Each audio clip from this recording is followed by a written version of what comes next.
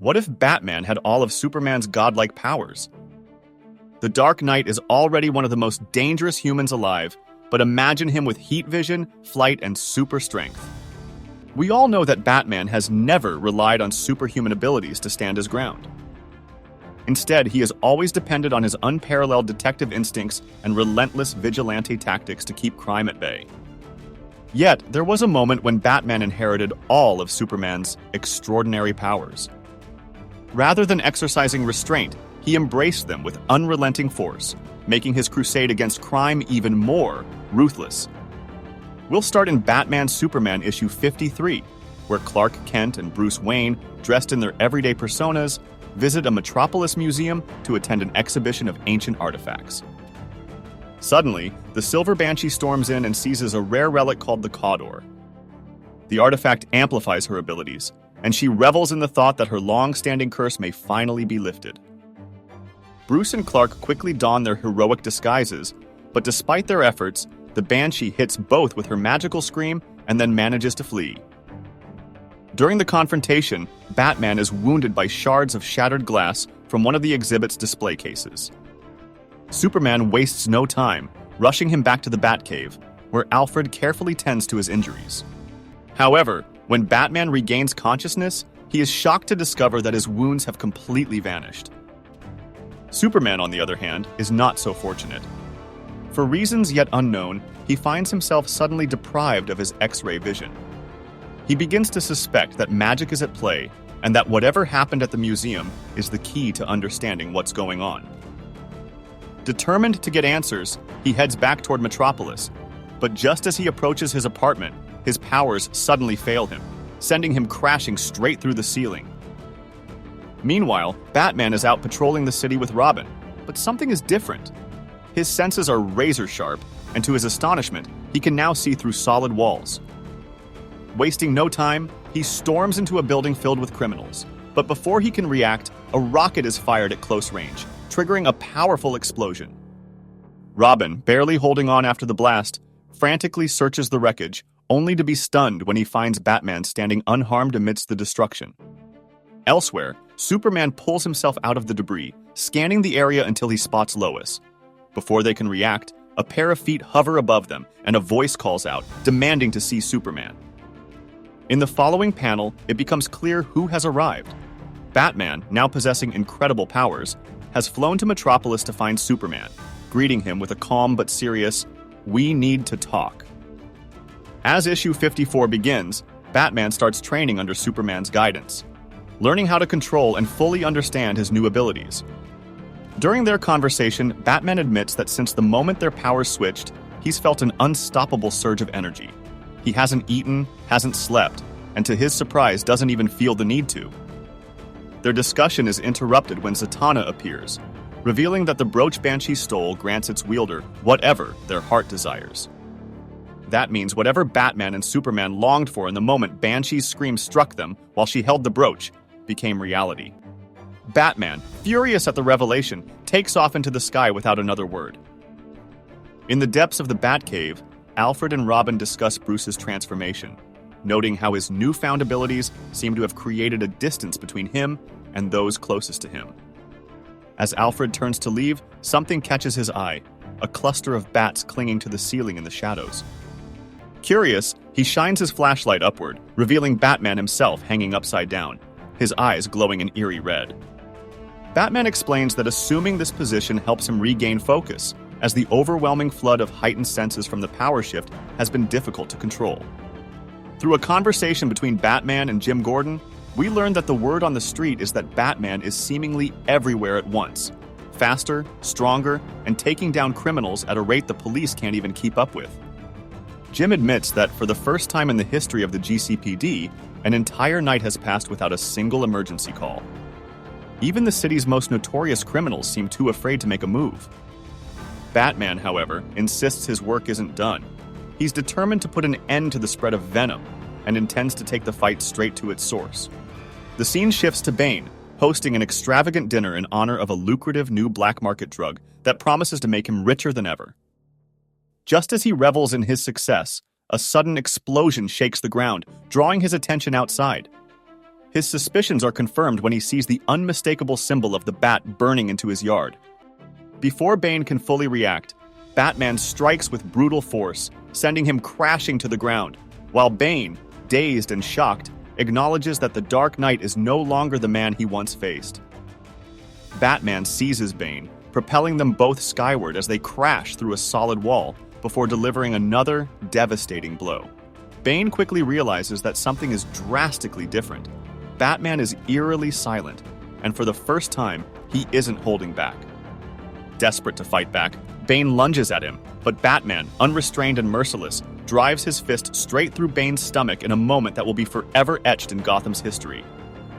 Meanwhile, as Lois and Clark enjoy a quiet evening stroll, a sudden commotion in a nearby alleyway draws Clark's attention, compelling him to intervene. Before he can fully assess the situation, events escalate rapidly, and Clark finds himself shot at point-blank range, the bullet ripping into his abdomen. Issue 55 opens with a powerless Clark Kent being rushed to the hospital, his condition critical as the gunshot wound threatens his life.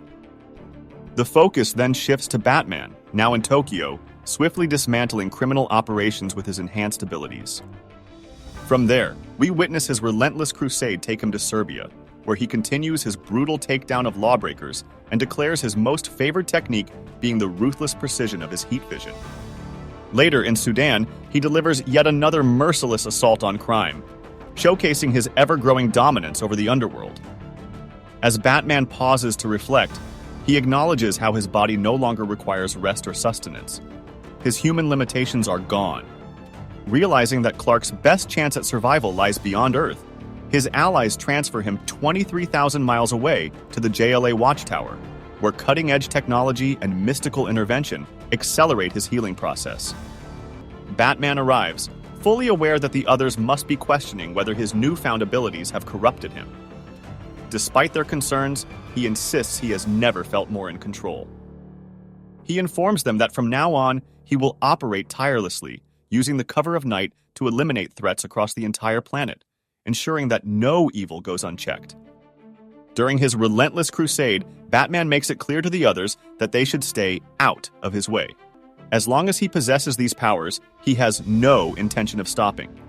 His mission is to eliminate crime wherever it exists. He declares that he will operate under the cover of darkness, leaving any daytime threats for them to handle. That night, Catwoman is in her element, skillfully cracking open the safe of a notorious drug lord, helping herself to the illicit fortune inside. Before she can make her getaway, Batman appears, hovering ominously above her, declaring that no crime is acceptable, not even hers. He orders her to return what she stole. When she refuses, he ruthlessly grabs her by the throat, his patience worn thin. He tells her he's done playing games. Then, without hesitation, he hurls her with incredible force through a wall, leaving her bloodied and motionless on the ground. Just then, Nightwing intervenes, delivering a sharp kick to Batman's face in a desperate attempt to snap him out of his brutal rampage. Unfazed, Batman coldly tells Nightwing that he can sense his fear. After all, Nightwing is just an ordinary man, and there's nothing he can do to stop him. Thinking quickly, Nightwing swings his Eskrima stick, using it as a distraction before narrowly dodging Batman's searing heat vision. Seizing an opportunity, Nightwing executes a slick maneuver, wrapping Batman's cape over his head in an effort to slow him down. But Batman simply incinerates the fabric with a single blast. Without hesitation, Batman drives his elbow into Nightwing's chest with such force that it sends him hurtling through a nearby window. He grabs Nightwing by the throat, questioning whether he truly believed that trick would work. Then, in a final warning, he leaves Dick at Wayne Manor, making it clear that he should never attempt to challenge him again. Realizing that Bruce has become completely consumed by his newfound power, Clark knows it's time to intervene. He seeks out Robin and Zatanna, enlisting their help in tracking down Silver Banshee, the key to undoing this madness. Alfred then hands Clark a package, something Bruce had set aside for him in preparation for this moment. Inside, Clark finds a hybrid Batman-Superman suit. With resolve in his voice, he declares that it's time to bring Bruce back before it's too late. Issue 56 opens with a stark reminder for Bruce. Superman's abilities are fueled by the sun, meaning even the strongest must recharge eventually. After replenishing his energy, Batman takes off once again, fully convinced of his invincibility, until he's met with a devastating blow. The sheer force of the hit sends him hurtling through space, crashing violently into the moon.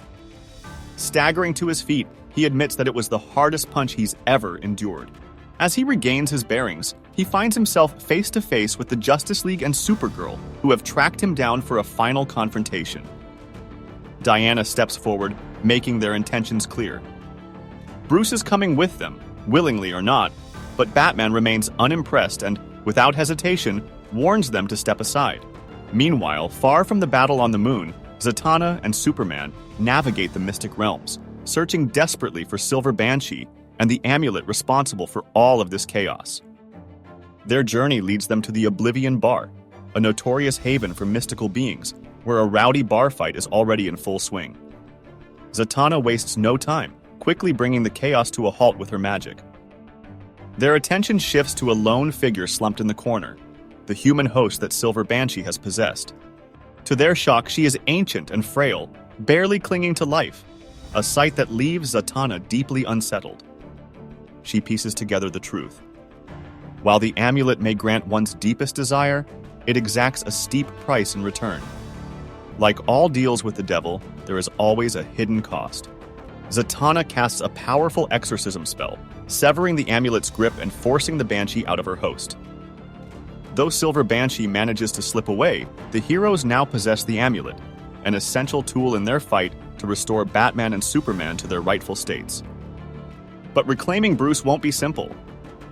Even against an elite team of heroes, Batman's combat skills and strategic mind make him a nearly unstoppable force. As the battle begins, Bruce immediately senses their hesitation. He knows they don't want to truly harm him. They expect him to hold back the way Superman would. Unfortunately for them, they couldn't be more wrong, as they will learn very soon.